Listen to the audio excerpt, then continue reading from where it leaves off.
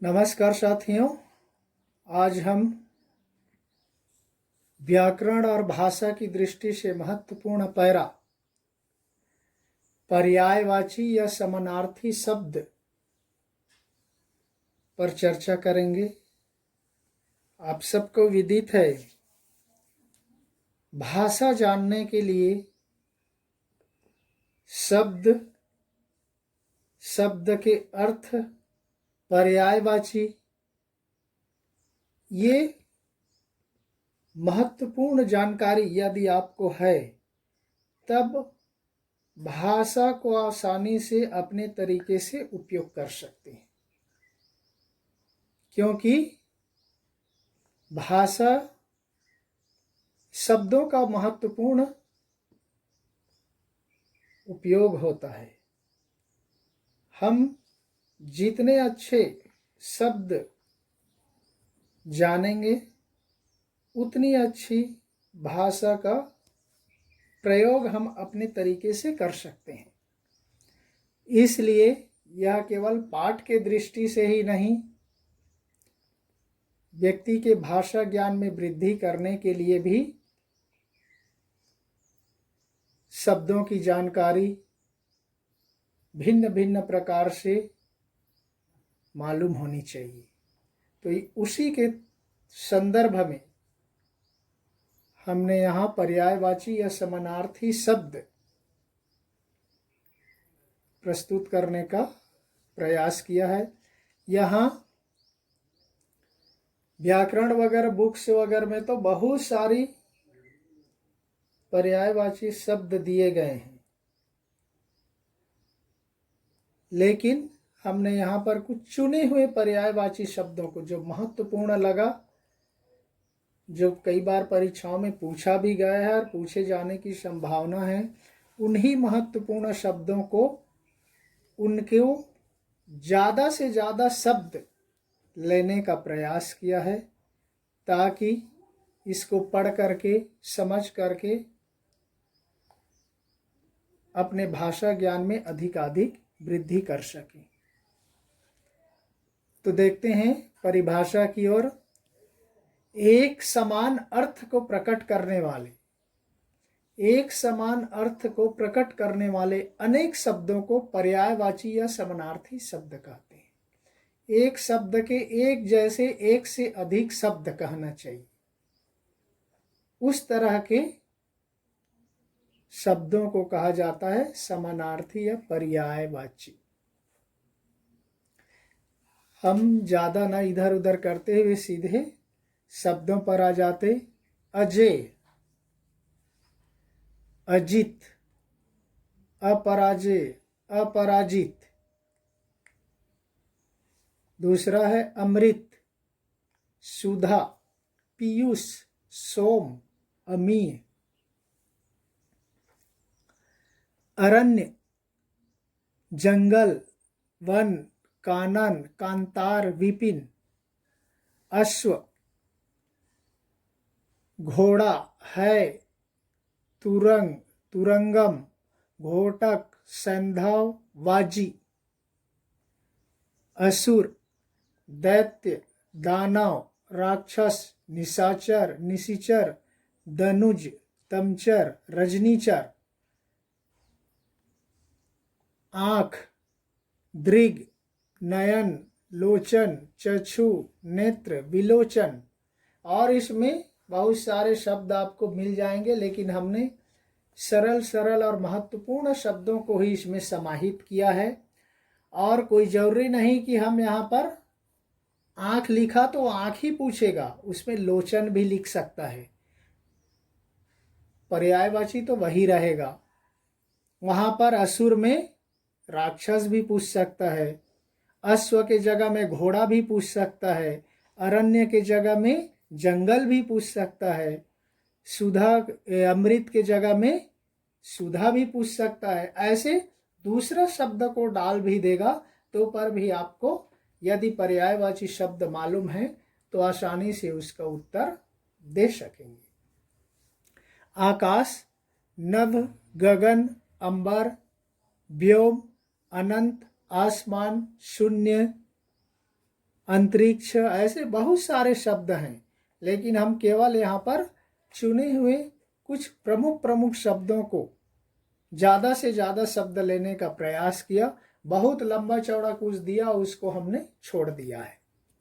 आग, आग का देखिए, अग्नि, यहाँ पर देखिए अग्नि भी रख सकता है, आग इधर आ जाएगा। अग्नि, पावक, दहन, हुतासन, वह्नि, ज्वाला, अनल।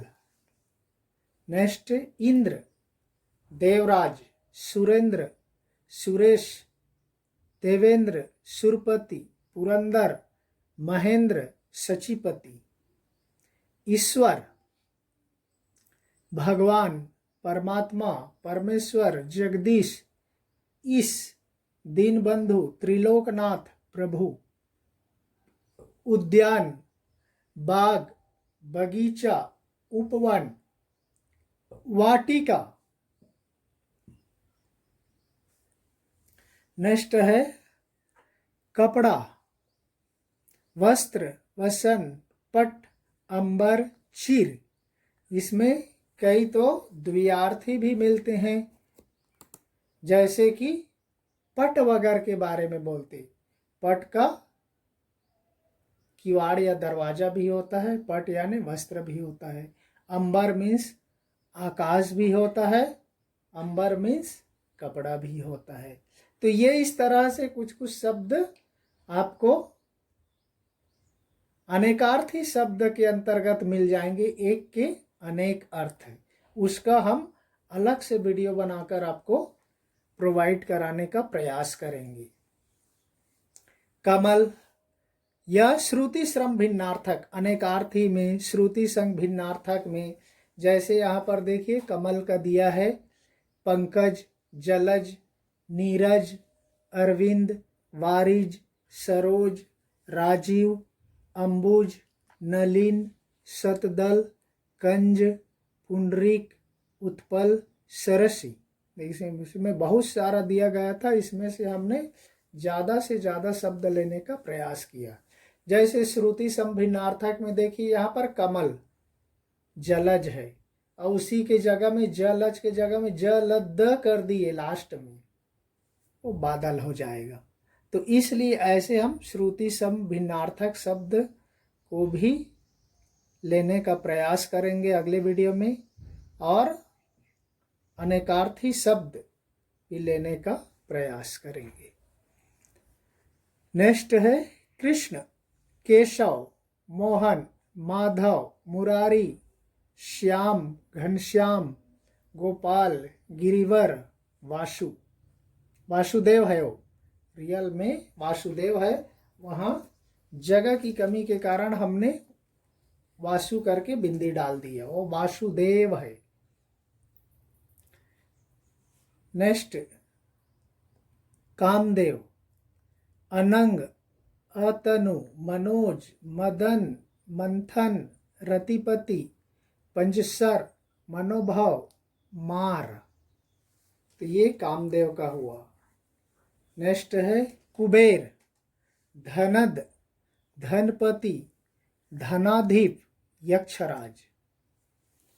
नेक्स्ट है कोयल, कोकिल, वसंत दूत, पीक, परभृत, श्यामा। नेक्स्ट है गंगा, भागीरथी, सुरसरी, सुरनदी, सुरसरिता, देवनदी। नेक्स्ट गणेश, गजानन, लंबोदर, गणपति, गजवदन, विनायक, एकदंत, गौरीसूत। तो ये सारे पर्यायवाची में आप 4-5 ही रख लिए तो पर्याप्त होता है, लेकिन आप जितना ज़्यादा जानते हैं उतना अच्छा भाषा की दृष्टि से अच्छा होता है, और ज़्यादा से ज़्यादा आपको भाषा ज्ञान मालूम होना चाहिए, तभी आप अच्छी तरह से भाषा का उपयोग कर सकते, प्रयोग कर सकते। विशेष रूप से लैंग्वेज वालों के लिए, भाषा वालों के लिए तो भाषा ज्ञान बहुत मायने रखता है, और परीक्षाओं की दृष्टि से भी महत्वपूर्ण होता है। नेक्स्ट है गरुड़, खगेश, खगकेतु, हरिवाहन, पक्षीराज, वैनतेय। घर, गृह, गेह, भवन, आलय, सदन, निकेतन, धाम, आवास, निवास, आगार।